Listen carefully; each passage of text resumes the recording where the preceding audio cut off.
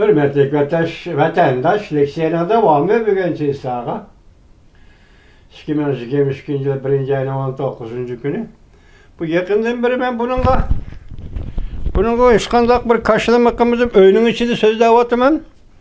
Yani gajıl davatı neymi sebep geldiğini bilemedim ha. Geçirin ha vatandaş, geçirin.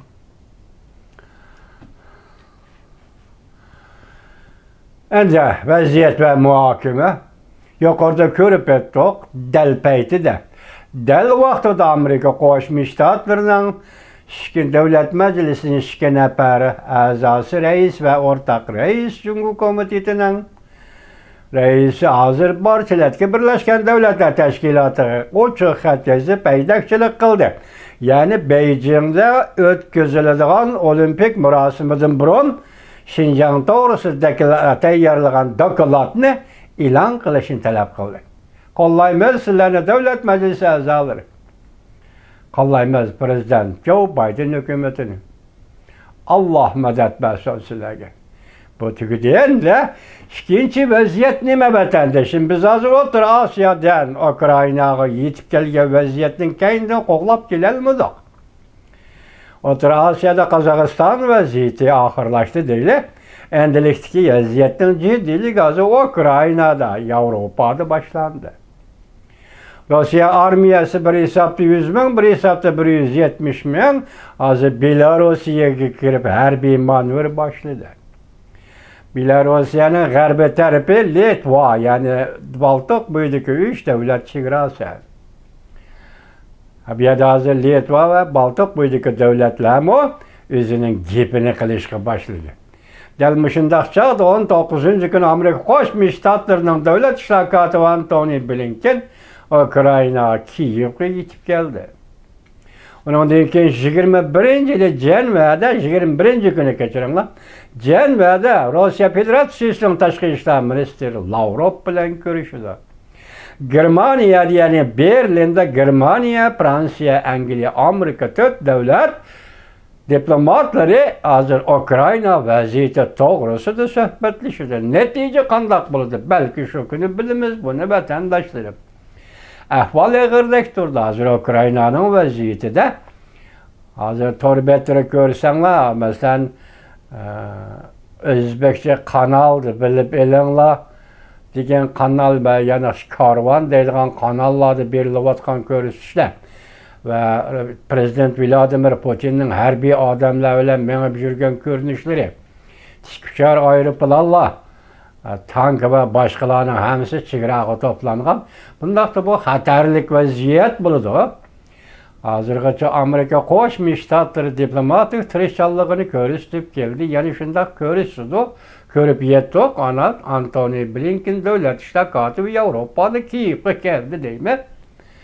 Endilikdagi bu vaziyatdan keyingi taraqqiyoti qanday qildi siz biz bilmaymiz demaymiz.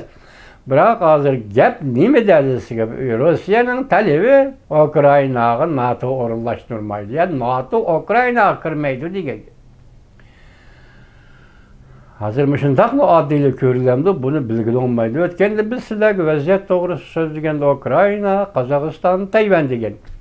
Turgan sizlarga so'zildi Amerika Qo'shma Shtatlar dengiz armiyasining hozir taqim orollarga Janubiy dengiz taqim orollari yaqinlab kelgan G'arbiy Tinch okeanga NATO qudratli harbiy kuch elib kelganligini. Hozir bugunlarning xabar yana 5 tane qo'g'lig'ich parxdan qo'shilganligini meg'izg'al. Hozir Janubiy Osiyoning Janubiy dengizi tarafdan vaziyat bundaq harbiy harakat Yevropaning markazi diğer Sharqiy Yevropada yuqoridagi harakat vaziyat hozir ikki tarafdan ciddileşip muşalga keldi vatandaşım.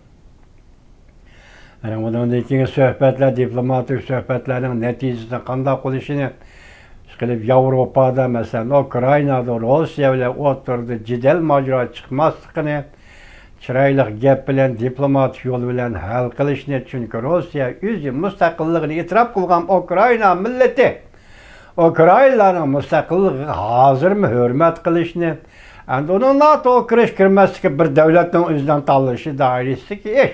Ikkinchi bir davlatning uni tahdid yoki propozi ishlatishning ma'nosi yo'q. Yani bir yerde Rusya papozu şıltıp oturdu degilim bo'lmaydi.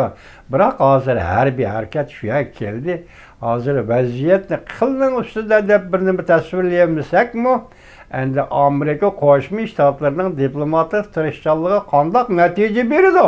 O oldimizdagi hurmatli vatandosh. Endi hozir harbiy ishlarni aytganda enan avvalida sözüldük Jungo Uyg'uriston Qozog'iston chegarasiga harbiy kuch to'playotdi dedi. Uning keyindan Amerika Yaponiyaning Taqamarallah Janubi dengizga harbiy kuch o'rinlashtirayotganligini sözüldük. Bugun hozir yana o'xshashli harbiy kuch Ukrainada musholga keldi. Bugun 19 hozir Amerika Qo'shma Shtatlarining Devlet İşler Katibi Antony Blinken Ukrayna'da Berlin'de inanın ki Cenevre'de bulundu. Mesela Ukrayna meselesi buyucu bulundu. Cihanın vaziyeti bana müşiyedi vatandaşım. Terakkiyatını asla sizlerle biz görüyoruz. Bugünkü zor galiba Amerika Qo'shma Shtatları Devlet Meclisi'nin 2 nefer a'zosi Merkli ve James McGovern Birleşken Devletler Teşkilatı Kişilik Hukuk Komiteti işxonasiga Michel Barchelet'nin işxonasi xat yazıp haydakchilik qildi, da'vat qildi. Uyg'uristonda kişilik hukuk to'g'risida tayyorlagan dokladni qishliq Beijing Olimpik murosimi o'tkazilishdan burun yoki boshlanishdan burun e'lon qilishga haydakchilik qildi. Qo'llaymiz Davlat Majlisi a'zolari. Sizlarga Alloh yar bo'lsin.